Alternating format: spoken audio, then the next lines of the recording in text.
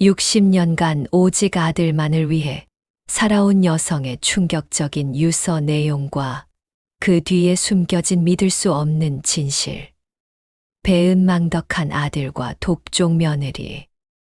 그리고 어머니의 마지막 복수까지. 정말 소름 돋는 실화입니다. 지금 바로 좋아요와 구독 미스터리 버튼 꾹 눌러주시고 끝까지 시청해주세요. 제 한 장 아들만이 전부였던 인생. 2008년 서울 노원구의 한 작은 아파트.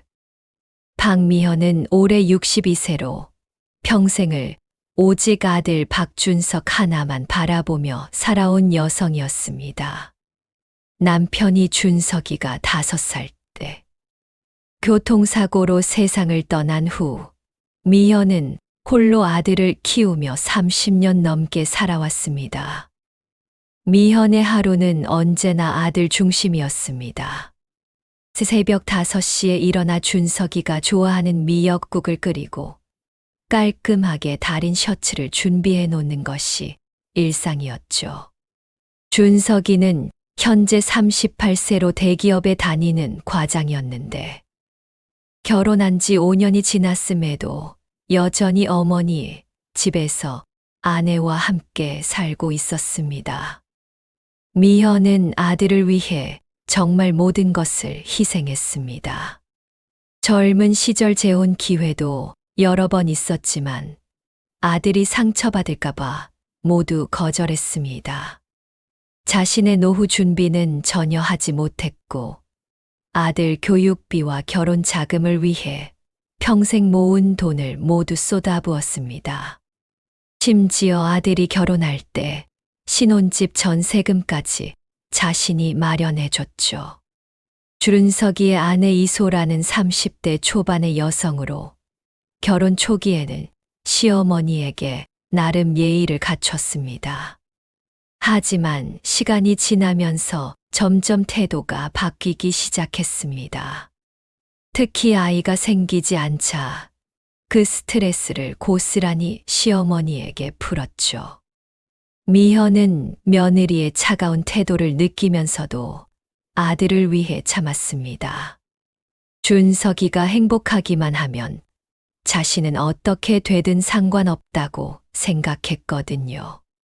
아들이 직장에서 힘든 일이 있으면 밤새도록 걱정했고 아들이 감기에 걸리면 자신이 더 아픈 것처럼 안타까워했습니다. 하지만 최근 들어 준석이의 태도가 예전 같지 않았습니다. 어머니와의 대화도 줄어들었고 집에 들어와서도 방문을 닫고 아내와만 시간을 보냈습니다. 미현은 아들이 성장한 것이라고 스스로를 위로했지만 마음 한편으론 서운함이 커져갔습니다. 재두장 차가워지는 아들과 독종 며느리.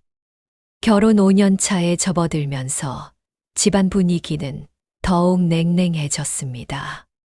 소라는 아이가 생기지 않는 것을 시어머니 탓으로 돌리기 시작했습니다. 시어머니가 집에 있으면 스트레스를 받아서 임신이 안 된다고 남편에게 불평했죠. 미현은 며느리의 눈치를 보며 집 안에서도 조심스럽게 행동했습니다. 부엌에서 요리할 때도 소리 내지 않으려고 노력했고 텔레비전도 소리를 줄여서 봤습니다. 자신의 집이었음에도 불구하고 마치 남의 집에 얹혀 사는 것 같은 기분이었죠. 소라는 친구들과 통화할 때 시어머니 흉을 보는 것도 서슴지 않았습니다. 옛날 사람이라서 고집이 세다고 며느리를 하녀 부리듯 한다고 거짓말을 늘어놓았습니다. 사실 미현은 며느리에게 집안일을 시킨 적이 한 번도 없었는데도 말이죠. 더욱 충격적인 것은 준석이의 변화였습니다. 어머니보다 아내의 편을 드는 일이 잦아졌고 어머니가 뭔가 말하려고 하면 귀찮다는 표정을 지었습니다. 어머니가 정성스럽게 차려준 음식에도 문제를 제기하기 시작했죠. 너무 짜다, 너무 싱겁다, 요즘 입맛에 안 맞는다고 불평했습니다. 미연은 아들의 변화가 며느리 때문이라고 생각했지만 그래도 아들을 탓할 수는 없었습니다.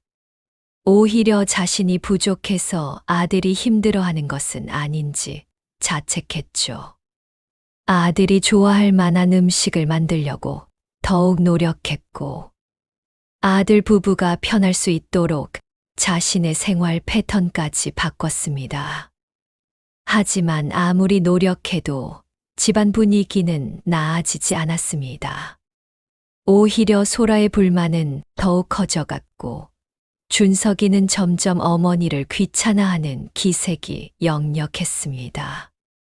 미현은 이런 상황이 언제까지 계속될지 막막했지만, 그래도 아들 곁에 있을 수 있다는 것만으로도 감사하다고 생각했습니다. 제세장 며느리의 본격적인 괴롭힘. 2009년이 되면서 소라의 괴롭힘은 더욱 노골적이 되었습니다. 시어머니가 만든 음식에 대해 공개적으로 불평하기 시작했죠. 친구들이 놀러 올 때면 일부러 시어머니 앞에서 요리 솜씨가 형편없다고 말했습니다. 소라는 또한 시어머니의 생활비에 대해서도 간섭하기 시작했습니다. 전기세가 많이 나온다며 시어머니가 텔레비전을 너무 많이 본다고 불평했고, 수도세가 비싸다며 세탁기 사용 횟수까지 제한했습니다. 미현은 자신이 낳아 기른 아들의 집에서 이런 취급을 받는 것이 서러웠지만 아들 부부가 경제적으로 힘들까봐 아무 말도 하지 못했습니다.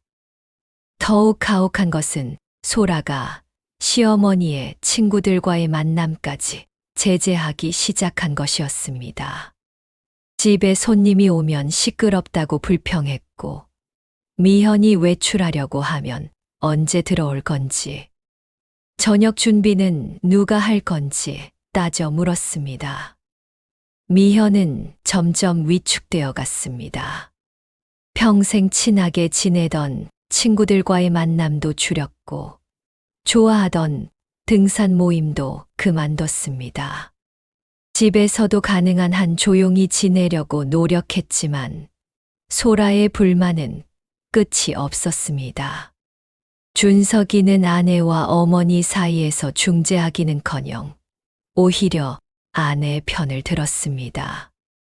어머니에게 시대가 바뀌었으니 며느리 입장도 이해해달라고 말했죠. 미현은 아들의 말에 더욱 상처받았지만 그래도 아들의 행복을 위해서라면 모든 걸 참을 수 있다고 생각했습니다. 하지만 소라의 괴롭힘은 여기서 끝나지 않았습니다. 시어머니가 쓰는 방에 대해서도 불평하기 시작했죠. 집에서 가장 좋은 방을 시어머니가 쓰고 있다며 자신들이 그 방을 써야 한다고 주장했습니다. 미현은 그 방이 남편과 함께 살던 추억이 담긴 공간이었지만 결국 며느리에게 내어줄 수밖에 없었습니다. 제내장 아들의 배신과 충격적 발견. 2009년 가을, 미현에게 더욱 충격적인 일이 벌어졌습니다. 우연히 준석이의 휴대폰을 보게 된 것인데 그 안에는 믿을 수 없는 내용의 메시지들이 있었습니다. 준석이가 직장 동료 여성과 불륜을 저지르고 있었던 것이죠.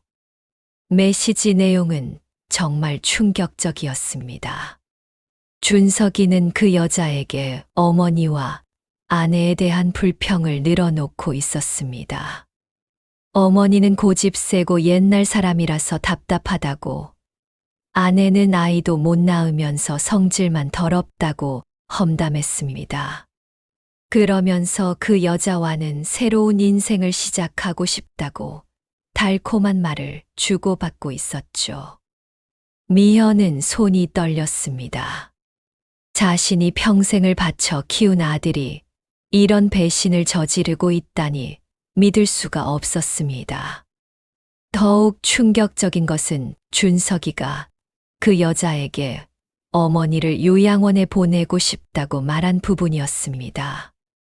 어머니가 집에 있으면 자유롭게 만날 수 없어서 불편하다는 내용이었죠. 미현은 며칠 동안 아무것도 할 수 없었습니다. 밥맛도 없었고 잠도 오지 않았습니다. 평생을 바쳐 사랑한 아들이 자신을 이렇게 생각하고 있었다는 사실이 너무나 아팠습니다. 그동안 아들을 위해 희생한 모든 것들이 무의미하게 느껴졌죠. 더욱 놀라운 것은 소라도 남편의 불륜을 알고 있었다는 사실이었습니다. 어느 날 소라가 친구와 통화하는 것을 우연히 들은 미현은 경악했습니다. 소라는 남편의 바람기를 알면서도 이혼하지 않는 이유가 따로 있었던 것입니다. 시어머니를 내쫓고 이 집을 차지하려는 계산된 계획이었죠. 소라는 친구에게 말했습니다. 남편이 바람을 피우든 말든 상관없다고. 어차피 시어머니만 내보내면 이 집은 자신들 것이 된다고 말이죠. 그리고 나중에 남편과 이혼해도 재산 분할로 충분히 챙길 수 있다고 계산하고 있었습니다. 미현은 이 모든 상황을 지켜보면서 자신이 얼마나 어리석었는지 깨달았습니다. 아들과 며느리 모두 자신을 이용만 하고 있었던 것이죠. 제5장 절망에 빠진 어머니의 마음. 모든 진실을 알게 된 미현은 깊은 절망에 빠졌습니다. 평생을 바쳐 사랑한 아들이 자신을 요양원에 보내려 하고 며느리는 자신을 내쫓으려고 계획하고 있었습니다. 60년 넘게 살아오면서 이렇게 절망적인 기분을 느껴본 적이 없었죠. 미현은 자신의 인생을 되돌아봤습니다. 20대에 결혼해서 남편과 행복한 시간을 보냈지만 남편이 세상을 떠난 후부터는 오직 아들만을 위해 살았습니다. 자신의 꿈도 행복도 모두 포기하고 아들의 성공과 행복을 위해 모든 것을 바쳤는데 결국 이런 결과를 얻게 된 것이죠. 미현은 며칠 동안 밥도 제대로 먹지 못했습니다.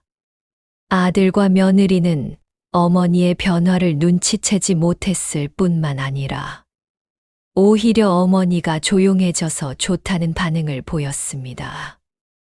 이런 모습을 보면서 미현의 마음은 더욱 아팠죠. 어느 날 밤 미현은 서랍에서 편지지를 꺼내 유서를 쓰기 시작했습니다. 더 이상 이 집에서, 이 세상에서 자신의 자리는 없다고 생각했거든요. 아들을 위해 살아온 인생이었는데 그 아들이 자신을 원하지 않는다면 더 이상 살아갈 이유가 없다고 느꼈습니다. 유서에는 그동안 참아왔던 모든 감정들이 담겨 있었습니다. 아들에 대한 사랑과 실망, 며느리에 대한 원망, 그리고 자신의 어리석음에 대한 후회까지 모든 것을 솔직하게 적었습니다. 특히 아들의 불륜 사실과 며느리의 계략에 대해서도 자세히 기록했죠.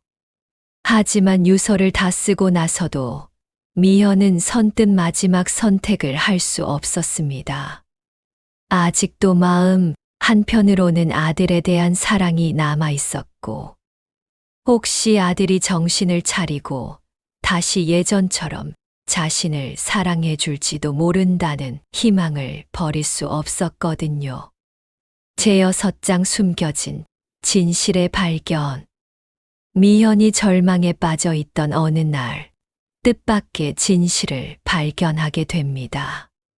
집 정리를 하다가 준석이의 오래된 서류들을 발견한 것인데 그 안에는 충격적인 내용이 들어 있었습니다.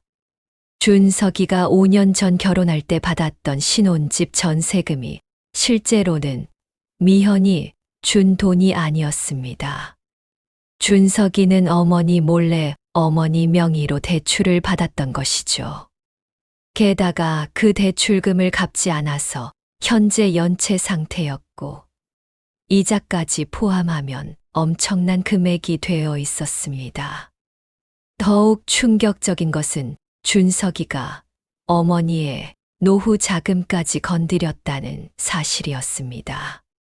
미현이 평생 모아둔 적금과 보험을 해지해서 주식 투자에 사용했는데 그 투자가 실패하면서 모든 돈을 잃어버린 것이죠. 준석이는 이 사실을 어머니에게 알리지 않고 있었습니다. 미현은 또한 소라의 진짜 정체도 알게 되었습니다. 소라는 결혼 전부터 다른 남자와 관계를 유지하고 있었고 지금도 그 관계가 계속되고 있었습니다. 아이가 생기지 않는 이유도 소라가 몰래 피임약을 복용하고 있었기 때문이었죠. 소라는 아이가 생기면 이혼할 때 불리하다고 생각했던 것입니다. 가장 충격적인 것은 준석이와 소라가 이미 이혼 계획을 세워두고 있다는 사실이었습니다. 둘 다 서로 다른 사람과 바람을 피우고 있으면서도 미현의 재산을 모두 빼돌린 후에 이혼하려고 계획하고 있었던 것이죠. 그리고 미현은 요양원에 보내서 집을 팔아 그 돈까지 나눠 가지려고 했습니다. 이 모든 진실을 알게 된 미현은 분노와 절망이 동시에 밀려왔습니다. 자신이 얼마나 철저하게 이용당하고 있었는지, 아들과 며느리가 얼마나 계획적으로 자신을 속이고 있었는지 깨달았죠. 하지만 동시에 이제 자신이 어떻게 해야 할지도 명확해졌습니다. 제7장 어머니의 완벽한 복수. 모든 진실을 알게 된 미현은 복수를 계획하기 시작했습니다. 하지만 단순한 복수가 아니라 아들과 며느리가 저지른 일들을 세상에 알리고 법적으로도 책임을 지게 만들려고 했죠. 먼저 미현은 아들이 자신 명의로 받은 대출에 대해 조사했습니다. 본인 동의 없이 명의를 도용한 것은 명백한 범죄였거든요. 또한 자신의 적금과 보험을 무단으로 해지한 것도 횡령에 해당했습니다. 미현은 조용히 증거를 수집하기 시작했습니다. 준석이의 휴대폰에서 발견한 불륜 증거들을 모두 저장했고 소라의 불륜 증거도 수집했습니다. 또한 두 사람이 주고받은 대화 내용 중에서 자신을 속이고 재산을 빼돌리려는 계획이 담긴 부분들도 모두 기록해 두었죠. 그리고 미현은 변호사를 찾아가 상담을 받았습니다. 자신이 당한 일들이 법적으로 어떤 처벌을 받을 수 있는지, 어떻게 대응해야 하는지 자세히 알아봤습니다. 변호사는 미현의 상황을 듣고 충격을 받으며 확실한 법적 대응이 가능하다고 조언했습니다. 미현은 또한 준석이가 다니는 회사에도 연락했습니다. 회사 내에서의 불륜은 징계 사유가 될 수 있었거든요. 특히 준석이가 그 여자와 회사 자원을 이용해서 만나고 있었기 때문에 더욱 문제가 될 수 있었습니다. 무엇보다 미연은 자신이 직접 준석이와 소라에게 모든 진실을 폭로하기로 결심했습니다. 그동안 참고 견뎌온 모든 것들을 쏟아내고 두 사람이 저지른 일들의 대가를 치르게 만들려고 했죠. 하지만 그 전에 미현은 한 가지 더 준비할 일이 있었습니다. 바로 진짜 유서를 쓰는 것이었죠. 제8장 충격적인 유서, 공개와 대반전. 2009년 12월, 미현은 드디어 모든 준비를 마치고 마지막 계획을 실행에 옮겼습니다. 준석이와 소라가 모두 집에 있는 저녁 시간. 미현은 거실로 나와서 그동안 준비한 모든 증거들을 테이블 위에 펼쳐 놓았습니다. 먼저 준석이의 불륜 증거들이었습니다. 휴대폰 메시지, 호텔 영수증, 그 여자와 함께 찍은 사진들까지 모든 것이 있었죠. 준석이는 어머니가 이런 것들을 수집하고 있었다는 사실에 경악했습니다. 다음은 소라의 불륜 증거들이었습니다.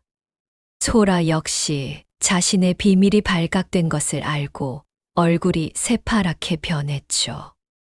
미현은 또한 소라가 피임약을 복용하고 있었다는 증거와 시어머니를 내쫓으려는 계획을 친구들과 상의한 녹음 파일도 공개했습니다. 가장 충격적인 것은 준석이가 어머니 명의로 받은 대출과 횡령 증거들이었습니다.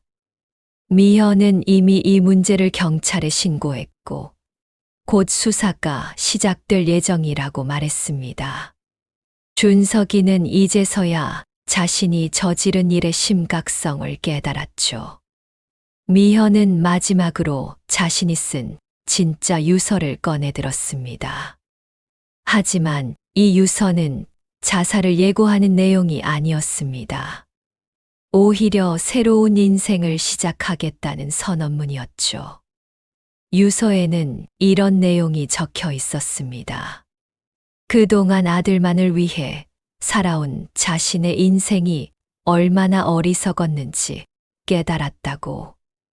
이제는 자신을 위해 살아가겠다고 선언했습니다. 그리고 아들과 며느리가 저지른 모든 일들에 대해 법적 책임을 지게 만들겠다고 못을 박았죠. 미현은 또한 자신이 이미 새로운 집을 구해두었다고 발표했습니다. 평생 모아둔 돈을 아들이 빼돌렸지만 다행히 남편이 남겨준 보험금이 따로 있었거든요. 그 돈으로 작은 원룸을 구해서 새로운 인생을 시작하려고 했습니다. 준석이와 소라는 어머니의 폭로에 아무 말도 할 수 없었습니다. 자신들이 저지른 일들이 모두 증거와 함께 드러났기 때문이죠. 미현은 마지막으로 두 사람에게 말했습니다. 이제 이 집에서 나가겠으니 알아서 살라고. 그리고 법정에서 다시 만나자고 말이죠. 3개월 후 준석이는 횡령과 명예도용 혐의로 기소되었고 회사에서도 징계를 받아 해고되었습니다. 소라는 이혼 소송에서 모든 불륜 증거가 공개되면서 재산 분할 요구를 포기할 수밖에 없었죠. 미현은 새로운 집에서 평화로운 노후를 보내고 있습니다. 그동안 포기했던 취미 생활도 다시 시작했고 새로운 친구들도 사귀었습니다. 진짜 자신을 위한 인생을 살기 시작한 것이죠. 아들 하나만 바라보고 살았던 어머니의 마지막 유서는 죽음을 의미하는 것이 아니라 새로운 인생의 시작을 알리는 선언문이었습니다. 때로는 가장 큰 배신이 가장 큰 해방을 가져다 주기도 하는 법이죠. 여러분, 어떠셨나요? 정말 마지막까지 예상할 수 없는 반전이었죠. 부모의 무조건적인 사랑을 이용하는 자식들의 배신과 그에 맞선 어머니의 완벽한 복수까지. 좋아요와 구독 미스터리 잊지 마시고 더 충격적인 가족 사연들이 궁금하시다면 알림 설정까지 꼭 눌러주세요.